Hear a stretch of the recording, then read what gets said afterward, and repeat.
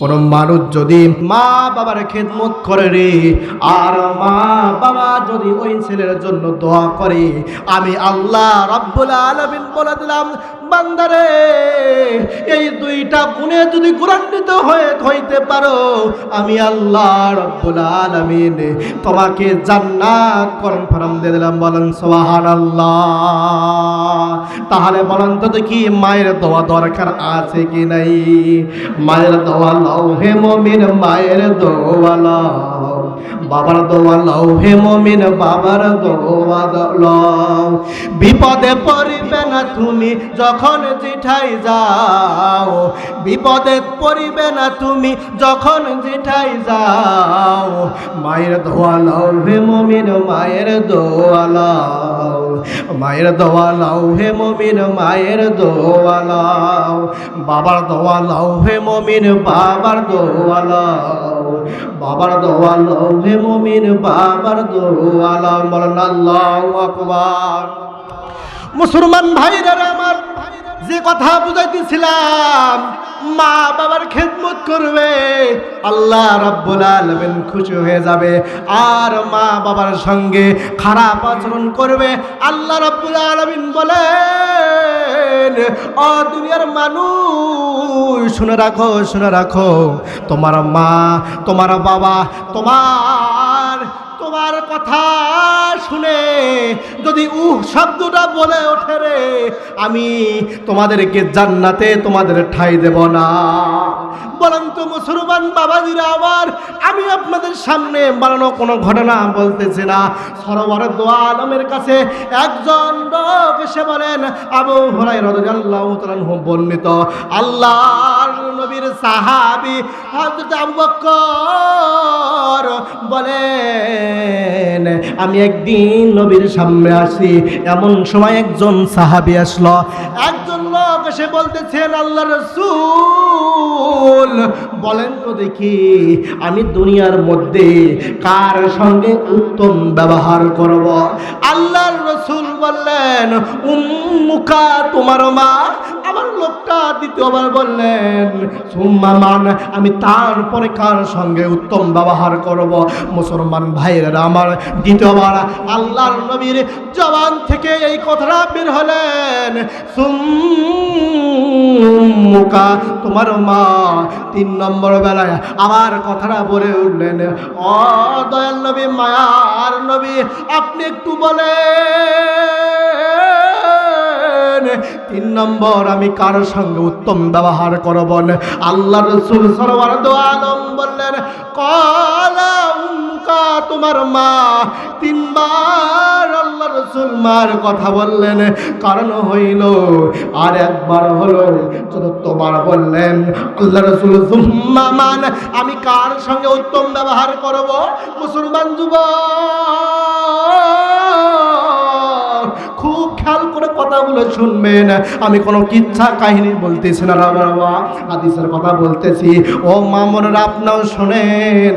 কারণ হইল বর্তমান জামানার মধ্যে বেশি খারাপই হইতেছে, মা বাবার উপর সন্তানরা অত্যাচার করতে। কথা বলা ঠিক না বেটি?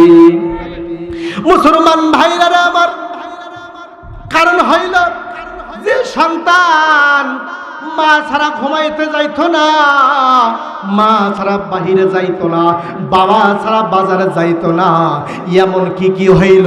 এমন একজন স্ত্রী পাইল, এমন একজন মেয়ে পাইল রে, ওই মাকে বুড়ি বলে বাড়ি থেকে বের করে দেয়। মুসলমান বন্ধুরা আমার, জানেননি আপনারা, ওই ধানমন্ডিতে, ঢাকার মধ্যে ধানমন্ডিতে একজন বয়স্ক লোকের সঙ্গে আমার দেখা। হঠাৎ করে আমরা কিছু লোক সহকারে ওই ধানমন্ডির মধ্যে একটা কারখানার মধ্যে আমরা গেলাম, একটা জায়গার মধ্যে গেলাম যেখানে বৃদ্ধাশ্রম বলা হয়। মুসলমান যুবকরা ভাইরা আমার, আমরা ওই জায়গার মধ্যে যাওয়ার পরে, বৃদ্ধাশ্রমে যাওয়ার পরে একজন বয়স্ক লোককে আমরা দেখলাম। জিজ্ঞাসা করলাম, বাবাজি আপনার বাড়ি কোথায়? বলল, বাবাজি আমাদের বাড়ি হলো ধানমন্ডিতে, আমার দুইটা ফ্ল্যাট আছে, আমার ছেলে দুইটা চাকরিজীবী, বড় বড় ছেলেরা ছেলেরা আছে, বড় বড় পর্যায়ে আমার ছেলেরা আছে। আমি ডাকতে বললাম, বাবাজি আপনার ছেলেরা দুইটা বড় বড় পর্যায়ে আছে, আপনার তো টাকার অভাব নাই, আপনার গাড়ি আছে, বাড়ি আছে, ওই ঢাকা শহরের মধ্যে দুইটা আপনার ফ্ল্যাট আছে, আপনি কেন এখানে? এবার ডাকতে বলল, ও বাবা, দুইটা চোখের পানি ছেড়ে ছেড়ে দিয়ে বলল, কেমন করে দুঃখের কথা বলি, আমার সন্তান আছে কিন্তু এখন পর্যন্ত নাই। কারণ হইল আমার দুইটা সন্তানকে আমি দাফন করেছি। আমি বললাম, বাবাজি আপনি এই মুহূর্তে বললেন আপনার দুইটা সন্তান আছে, আপনি বললেন আমার দুইটা সন্তান দাফন দিয়েছে, মারা গেছে, কারণ কি? এবার দুইটা চোখের পানি ছেড়ে দিয়ে বলতেছেন, হুজুর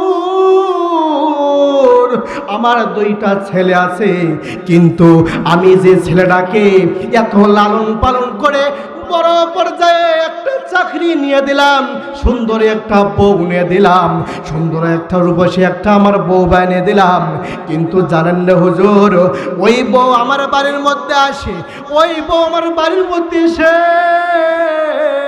আমাকে বুড়া বলে, আমি একটু করে কাশি অসুস্থ মানুষ, আমাকে এগুলো সহ্য হয় না, আমাকে এগুলো দূর দেখতে পারে না। আমার ছেলেকে যেন কি যেন বলে, আমার ছেলে বিরক্ত হয়ে আমাকে গাড় ধরে বাড়ি থেকে বের করে দিয়েছে। আমি নিরাপয় হয়ে এই বৃদ্ধাশ্রমের মধ্যে আছি।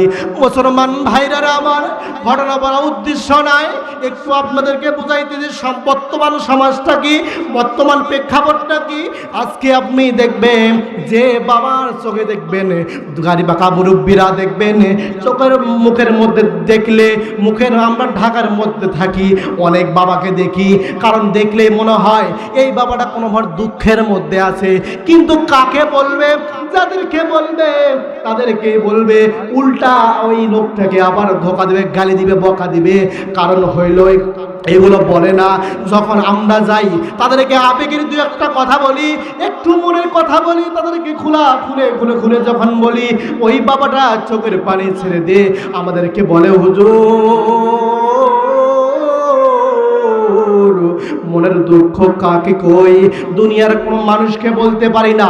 এত টাকা পয়সা দিয়ে আমার সন্তানকে এত বড় ডাক্তার ইঞ্জিনিয়ার বানাইলাম, দুইটা বাড়ি আমি দিলাম, কিন্তু আজ পর্যন্ত বারান্দা থাকার মতো আমার জায়গা নাই। তাহলে বুঝলেন কি কাদের জন্য টাকা খরচ করতেছেন? মুরব্বীরা এই জন্য বলে যে আপনার সন্তানকে ডাক্তার বানান, ইঞ্জিনিয়ার বানান, সব কিছু বানান, কিন্তু প্রথম শিক্ষাটা একটু কোরআনের শিক্ষা দেন। বলুন তো দেখি, কোন মানুষ যদি 10 তলা ফাউন্ডেশন একটা বিল্ডিং করতে চায়, প্রথম ফাউন্ডেশন যদি ঠিক না থাকে, প্রথম ফাউন্ডেশন যদি মজবুত না করে, সুন্দর করে তৈরি না করে, 10 তলা বিল্ডিং যতই করুক ও 2 দিনও টিকবে না। একটা ভূমিকম্প আসলে কি হয়ে যাবে? হ্যাঁ, ভেঙে যাবে। এই জন্য মুসলমান বলতেছি, আপনার সন্তানকে আপনি বিভিন্ন সেক্টর আপনি জায়গা করে দিতে পারেন, পর্যায়ে যাইতে পারে, কিন্তু প্রথম ভিত্তি যদি আপনি কোরআনের শিক্ষা দেন, এই সন্তান কোনোদিন আপনাকে তুই বলে বলবে না। কথা বলেন ঠিক না বেটে? এরকম সমাজ করতে হবে। কথা হলো একটাই, হলো এই আল কোরআন যদি আপনি আপনার সন্তানকে একটু শেখান, যুদ্ধের চেয়েও মা বাবার খেদমত করা আল্লাহ রাসূল সবার চেয়ে উত্তম রয়েছে। কথা বলেন ঠিক না বেঠিক? এই জন্য আল্লাহ রাব্বুল আলামিন বলেন, ওয়া কাদা রাব্বুকা আল্লা তা'বুদু ইল্লা ইয়াহু ওয়া বিল ওয়ালিদাইনি ইহসানা। কোন মা কোন বাবার যদি কোন সন্তান খেদমত করে, সেবা যত্ন করে, আর যদি সঙ্গে সঙ্গে আমার ইবাদত করে, আমি আল্লাহ পাক রব্বুল আলামিন খুশি হয়ে যাব। আল্লাহ রাব্বুল আলামিন কোন মানুষের যদি খুশির একটা বস্ত্র হয়ে যায়, আল্লাহ যদি কোনো পক্ষ হয়ে খুশি হয়ে যায়, ওই মানুষের কোনো চিন্তা নাই। কথা বলেন ঠিক না বেঠিক? মুসলমান সম্মানিত হাজিরিন, যে কথা বলতেছিলাম, মায়ের দোয়া কেমন দরকার। অনেক যুবক রাগ হয়ে বলবেন, আমার বাবা সমস্ত সম্পদগুলো, সমস্ত জমি জমাগুলো আমার বড় ভাইয়ের নামে, আমার বোনের নামে লিখে দিয়েছে। আমার মা বাবা আমাকে 100 জায়গাও দেয় নাই। আমি ওই মা বাবাকে কেমন করে ডাকবো? মুসলমান যুবক, আপনার মা বাবা আপনাকে 1 বিঘা জমি না দেখ, আপনাকে থাকার জায়গা না দেখ, আপনাকে 10টা টাকা না দেখ, ও মুসলমান যুবক, যে মা 10 মাস 10 দিন গর্ভধারণ করল রে মুসলমান ভাইরা রে, খেয়ে না খেয়ে তোমাকে আমাকে পেটের মধ্যে রাখলো, ছোট্ট একটা পেট দিয়ে। এই পেট থাকার পরে মা খাইতে পারে না, আমার ঘুমাইতে পারে না রে। জনম দুঃখিনী ওই মহিলা প্যান্ডেলে একজন মাকে ডাইকা বলবেন, মা গো আপনি একটু বলেন তো দেখি বাচ্চা হওয়ার কেমন যন্ত্রণা। আপনি ছেলে হয়ে, আমি ছেলে হয়ে, আমরা ছেলে হয়ে ওই মেয়ের যন্ত্রণা আমরা জীবনে সহ্য করতে পারবো না। ডক্টররা বলেন কোনো মানুষ যদি এত পরিমাণ কষ্ট পাইতো রে, দুনিয়া ত্যাগ হয়ে যাইতো। কিন্তু আল্লাহ রাব্বুল আলামিন এমন একটা ধৈর্য ধারণ করার একটা ক্ষমতা দিয়েছে রে, যখন একটা সন্তান দুনিয়ার মধ্যে ভূমিষ্ঠ হয়, ওই মার মা কত কষ্ট আছে। যারা গর্ভবতী হয় নাই, এই মা ছাড়া দ্বিতীয় কোনো মহিলা বুঝবে না। কথা বলেন ঠিক না বেটি? বলবেন হুজুর মায়ের খেদমত কি করতেই হবে? আল্লাহ রাসূল বলেন হ্যাঁ, মায়ের খেদমত করতেই হবে। বলবেন হুজুর জান্নাত কি যাইতে পারবো না মাকে না খেদমত করলে?